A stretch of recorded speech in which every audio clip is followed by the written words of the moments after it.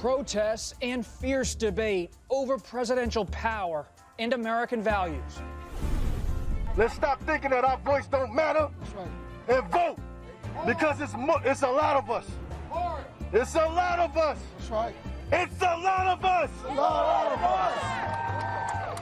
Across the country, protests over the police killing of George Floyd bring civil rights to the fore of the American conversation. I am your president of law and order. But President Trump responds with force and calls for domination. Former military leaders and some Republicans are alarmed. I am struggling with it. I have struggled with it for a long time. And top Democrats speak out. Donald Trump has turned this country into a battlefield riven by old resentments and fresh fears. Next. This is Washington Week. Once again from Washington, moderator Robert Costa. Good evening. A week that will be remembered by history began on Monday with a walk across Lafayette Square that tested the bounds of presidential power. President Trump's decision to visit St. John's Church and the use of force to move out peaceful demonstrators, it sparked outrage from Americans across the nation who have protested the killing of George Floyd by a police officer. According to some reports, Attorney General William Barr personally ordered law enforcement officials to clear the area, and his role in the militarization of the federal response is now under increasing scrutiny. The president has been dismissive of critics, from leading members of the clergy to Republican senators to his former defense secretary, General James Mattis. But he remains defiant and buoyed by economic numbers on Friday that show the unemployment rate dropping to 13.3% in May from 14.7% in April. The president also invoked Mr. Floyd's name at the White House on Friday. Hopefully George is looking down right now and saying there's a great thing that's happening for our country. There's a great day for him. It's a great day for everybody. This is a great day for everybody. This is a great, great day in terms of equality. Former Vice President Joe Biden later responded. George Floyd's last words, "I can't breathe. I can't breathe," have echoed all across this nation and, quite frankly, around the world. For the president to try to put any other words in the mouths of George Floyd, I frankly think is despicable. And in Minneapolis this week, there were calls for sweeping change at Mr. Floyd's memorial service. Here is the Reverend Al Sharpton. The reason we could never be who we wanted and dreamed to be in is you kept your knee on our neck. What happened to Floyd happens every day in this country, in education, in health services, and in every area of American life. It's time for us to stand up in George's name and say, get your knee off our necks. Joining me tonight are four reporters who have been covering this American moment. Jonathan Martin, national political correspondent for the New York Times. Amna Nawaz, senior national correspondent for the PBS NewsHour. Paula Reid, White House correspondent for CBS News. And Pierre Thomas, chief justice correspondent for ABC News. Paula, you join us tonight from the White House. You were at the White House when the president made that decision to walk across Lafayette Square. What drove that move inside the West Wing? Was it a response to reports that he was in the White House bunker on Friday night, or was it a deliberate flexing of executive power? A little bit of both. There was a feeling inside the White House that the president was being perceived as weak, that he was, as you noted, hiding in a bunker, and he wanted a demonstration of strength. And he also wanted to show support for this historically significant church that had been a part of it, that had been set on fire the night before. But it was so remarkable because just a few yards from where I am here, you had the president in the Rose Garden saying that he supported peaceful protests, talking about law and order. While a few yards this way, they were using flashbangs and pretty aggressive tactics to clear peaceful protesters from Lafayette Park so the president could walk across and have what is effectively a photo op in front of this church. So the president really stepped on his own message of showing strength and support for law and order and preventing any sort of vandalism because of the way they cleared that park. Now there were all these arguments that they were too aggressive, that they should not have used this kind of force. Some have even called it unconstitutional. Pierre, build on that with your own reporting. You spoke to the Attorney General, Bill Barr, this week. Everyone's wondering in Washington, across reporting beats, what exactly was his role in that incident? Well, he made the case, or tried to make the case, that there were people throwing projectiles, objects at the police, that it was a dangerous situation. The media has pushed back on that, saying that there was little of that, and many people say they didn't see any of it. And so his case to be made was that it was a security issue that needed to be resolved, that he had wanted that park cleared a day earlier. They hadn't gotten around to it. But again, it was a touchstone moment because the crowd was largely peaceful. I think we can all agree with that. And to see those horses and to see the aggressive tactics used by police, it was jolting to a lot of people who believe in the First Amendment and freedom of speech and the freedom to assemble. Pierre, I just want to follow up on that point. Why is the Attorney General of the United States involved in these sorts of security decisions on Lafayette Square? Why is the Attorney General involved with assembling a security force in the nation's capital with correctional officers from around the country? Well, I think there are two reasons. Number one, the president wants him to, and he is a law and order attorney general. He has recently spoken about the fact that during the Rodney King tragedy, that he believes that perhaps he should have been more involved in terms of dealing with the onslaught of violent reaction in that city. But at the same time, Barr is a complicated figure. He also is the same attorney general who sought to prosecute and did prosecute the officers who beat up Rodney King in that vicious way. And at the time, that was extremely rare for that to happen, Bob. Jonathan, I've been following your reporting all week, and on the politics angle of this, you come out of such a great tradition at the New York Times, Johnny Apple, and so many others. When you think about the political side here, what was gained? Was this a president thinking about the campaign and law and order and suburban voters, or something else? Oh, well, yeah, he had his eye on his reelection, certainly in his comments, and I think he sees an opportunity to try to come across as somebody who is, pushing images off people's televisions that are to some voters frightening. Seeing looting, seeing stores being broken into, and I think Trump has taken it upon himself to think, if I'm the one, the strong man that can sort of come down on that conduct, then I'm going to be, rewarded for it politically. That's a gamble, though, because if people want order, they want stability, they're not looking for a sort of chaotic moment. Well, he's probably not the best candidate given his conduct. And this has always been the challenge with Trump, Bob, is that, even if he's sort of given a political opportunity, he can often be his own worst enemy, given his own rhetoric. And even when he has an opening, he will often forfeit it by making some off-color, incendiary, or offensive comments. And you just look at this past week, and time again, that's what he did.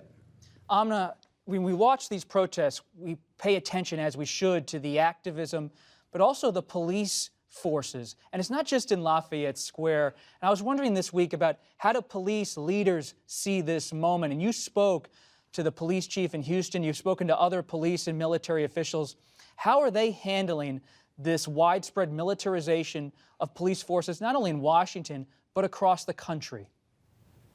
I think it's two different conversations, right? If you get back to that moment, which was a tipping point in so many ways of the president's walk across Lafayette Square, obviously military officials were troubled enough by that General Milley, who was with him on that walk, felt he needed to issue a statement to all of the armed service members to say, I want to remind you of your constitutional obligation, which is to the Constitution and not to the president. And I think there's been a growing fear within a number of senior military officials that I've talked to that over the last 3.5 years, they have become increasingly used as political tools for the president. Now, on the law enforcement side, you're absolutely right. I talked to the Houston police chief, who himself is a Cuban immigrant. He oversees one of the most diverse communities in America and has been hailed this week because he has been walking with the protesters, leading with empathy, as he told me. At the same time, he is not immune, and his department is not immune from many of the same problems we've seen at police departments across the country. It's worth pointing out that on the same day that George Floyd was killed, the Houston Police Department had its 6th fatal shooting in as many weeks. And that Art Acevedo, the police chief there, even as he's walking with the protesters, is facing tough questions from them about why he won't release some body camera footage. So there are serious questions about previous use of force, about all the uses of force that we don't see caught on camera, but also the use of force in response to these very protests that are against police brutality. Speaking of tough questions, President Trump's call for, quote, domination, it has faced pushback. Some governors have spoken out. I had a story earlier this week about them having some concerns on a conference call, and Defense Secretary Mark Esper said he does not support invoking the Insurrection Act, a law giving the president the power to send the military to states. The option to use active duty forces in a law enforcement role should only be used as a matter of last resort and only in the most urgent and dire of situations. We are not in one of those situations now. I do not support invoking the Insurrection Act. Esper's predecessor, General James Mattis, said in a statement that the president's actions were, quote, abuse of executive authority, and wrote that, quote, we must reject and hold accountable those in office who would make a mockery of our Constitution. Some Republicans, such as Senator Lisa Murkowski of Alaska, called the general's comments, quote, true, honest, and necessary. The president, he has since pledged to defeat her. Paula, when you're talking to White House officials and they see General Mattis stepping out, who's often been quiet, what's the significance of that and of Secretary Esper making his own views clear? Well, on Defense Secretary Esper, we know that publicly contradicting President Trump is not a good way to keep your job in this administration. But I will note he is still in his position as of tonight. And it's also important to note, even though publicly he broke with the president on this issue, sort of had to walk back a couple of things that he said, as of tonight, he has told most of the active duty military troops who came here to Washington to return to their home bases, though a few will remain on high alert. So even though the president and he had this public disagreement about this issue, it looks like in the longer term, he really prevailed. The defense secretary prevailed. And behind the scenes, I'm told that there are no imminent plans to fire the defense secretary. But as we know, here at the White House, things can change on a dime. In terms of former administration officials, it is significant to hear from the former defense secretary, James Mattis. It was just about 10 months ago that he told my colleague David Martin that he did not intend to publicly criticize President Trump. He called the president unusual, but said he wouldn't criticize him publicly. So to see the president being criticized by current and former defense officials, it is significant, and it doesn't do a lot to really bolster his arguments about law and order or the need to use active duty military. Jonathan, when you see General Mattis speak out and you see Senator Murkowski do the same, do you actually see GOP cracks? Do you see a party that's considering breaking away at this moment or not? I see two things. I see it affirming the decision of kind of former Republicans to stay former Republicans and support Joe Biden, or at least not vote for President Trump.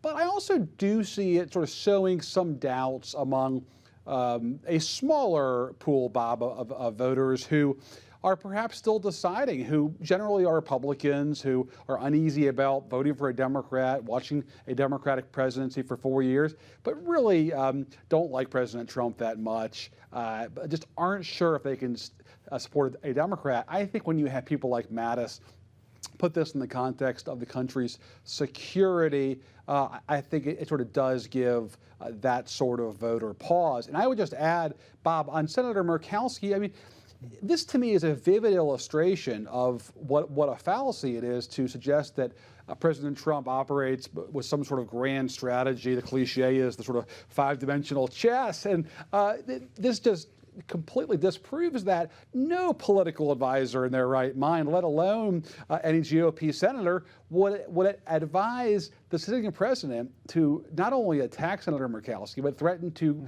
run her out of the Senate. And by the way, she didn't say that she was against Trump. She just said that she was struggling with how she was going to vote. She is an undecided voter, if you will.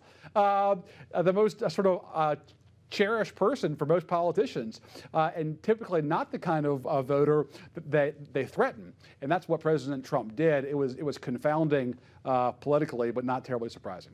Amna, when I was talking to some Republicans today on Capitol Hill, they said part of the reason, to build on Jonathan's reporting, that they're sticking with President Trump is because of the economy. They see this jobs report that's improving. But Amna, you've studied the numbers. There are still millions of Americans unemployed. And what's the reality for people of color in this country? I mean, the reality is that it's still not a good picture. I mean, look, we've heard the president again and again talk about the fact that African-American unemployment numbers, Latino unemployment numbers under his presidency has been as good as they were, and they were. The pandemic changed everything.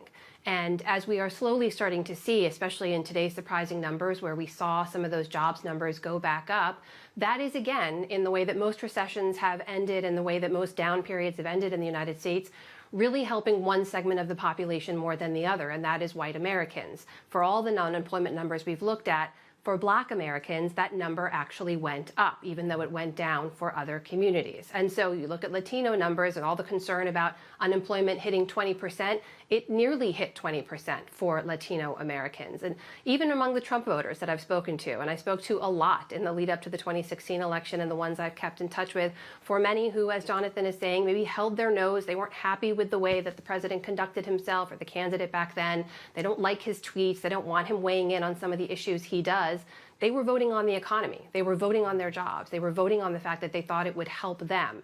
And they right now are asking themselves questions about whether that is enough. Pierre, let's turn to what's happening in Minnesota. We saw the images from the Floyd Memorial. You see new charges now from the state attorney general in that state, Keith Ellison. What's the next step for the Department of Justice, the attorney general, as they consider a civil rights investigation? While the state charges have been filed, there's a parallel federal investigation ongoing, being conducted by the FBI. And they're doing what they call a color of law investigation, looking at whether those officers intentionally violated the civil rights of Mr. Floyd. And those are difficult cases to prove because you must get into the mind of the officers. Part of the investigation will look at, their backgrounds, what kind of complaints were filed against them. But I must tell you, Bob, that funeral was very poignant to see because it reminded us of the origins of all this unrest. A man was held down for nearly 9 minutes, white police officer, knee on his neck, hand in his pocket, and as I said on the air the other day, looking as casual as if he was reading the newspaper while he did it. And that has struck a chord with people in a way that I've not seen. It is an example. It symbolizes all these cases where African Americans in particular have encountered police in routine situations and ended up seriously injured or dead. Pierre, such an important point because so many people are asking for meaningful change. And the question is, what does that change mean? And we're seeing, Paula, some new ideas being proposed by Vice President Biden, Hakeem Jeffries, a Democrat on Capitol Hill, a federal ban on chokeholds by police officers, calling for a national police oversight commission. Is the White House focused on any criminal justice issue at this moment to address racial problems on the police force across the country? The White House has not given specifics about any policy that they intend to push forward to address this issue. And both the Attorney General and the President have acknowledged this problem, said something needs to be done, but they won't say what.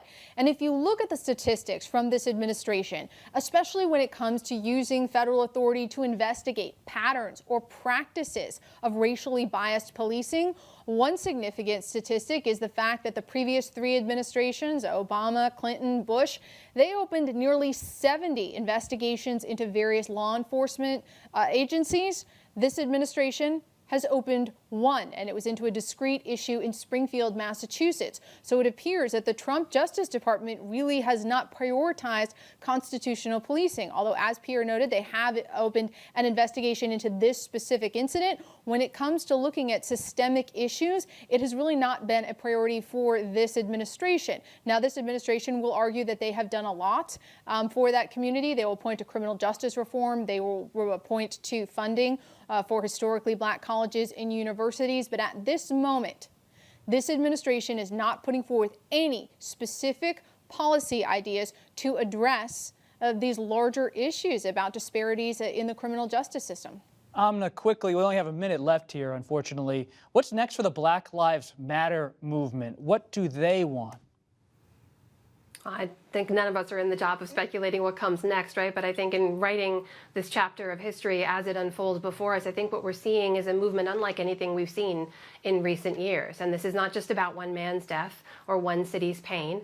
This is about 400 years of systems being built around racist ideas, and all of that unfolding in an uprising across the country. We've seen the protests get bigger in cities that you never expected to see protests about racial gaps in America, but healthcare, education, the economy, every single part of our country is touched by this. And you're seeing all of that frustration pour out into the streets. So yes, it's about policing. It's about policing reform right now.